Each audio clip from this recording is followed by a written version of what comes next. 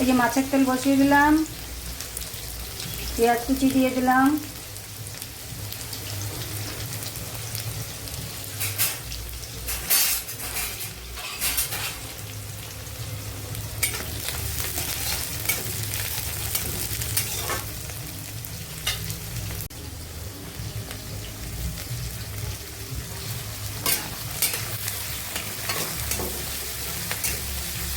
মাছের তেলটার মধ্যে আমি হলুদ লবণ মাখিয়ে নিয়েছি, একটু কম করে দিয়েছি, পরে আবার দেব।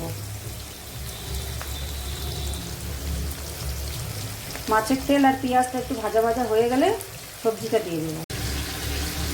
কাঁচা লঙ্কাও দিয়ে দিয়েছি, চেরা কাঁচা লঙ্কা। এবার তেলটা একটু ভাজা ভাজা হয়ে আসছে, এবার আমি দিয়ে দিচ্ছি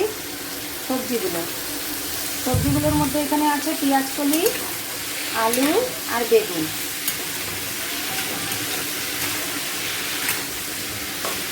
এরকম করে মাছের তেল বানালে না খুব ভালো টেস্ট হয়। আর আমার বাচ্চারা তো ভীষণ ভালোবাসে মাছের তেল।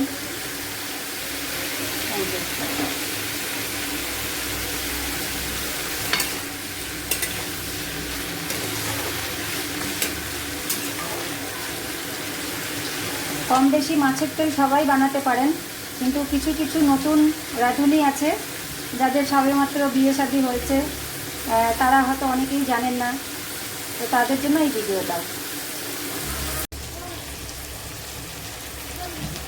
এবার দিয়ে দিচ্ছি একটু টমেটো।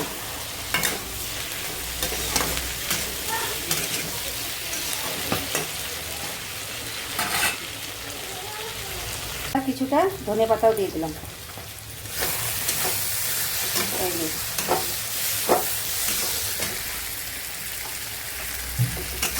ধনে পাতা দিয়ে কিছুক্ষণ নাড়াচাড়া করে নামিয়ে দেবো।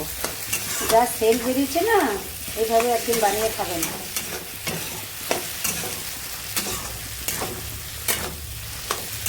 খুব সুন্দর সেল বেরিয়েছে। তো কেমন লাগলো আমার মাছের তেলের রেসিপিটি? যদি ভালো লেগে থাকে আমার অবশ্যই চ্যানেলটিকে লাইক শেয়ার করবেন। যারা নতুন বন্ধু আছেন তারা আমার চ্যানেলটিকে সাবস্ক্রাইব করবেন। আজকে তবে আসি, এরপরে দেখা যাচ্ছে একটা আবার অন্য ভিডিওর সাথে। টাটা।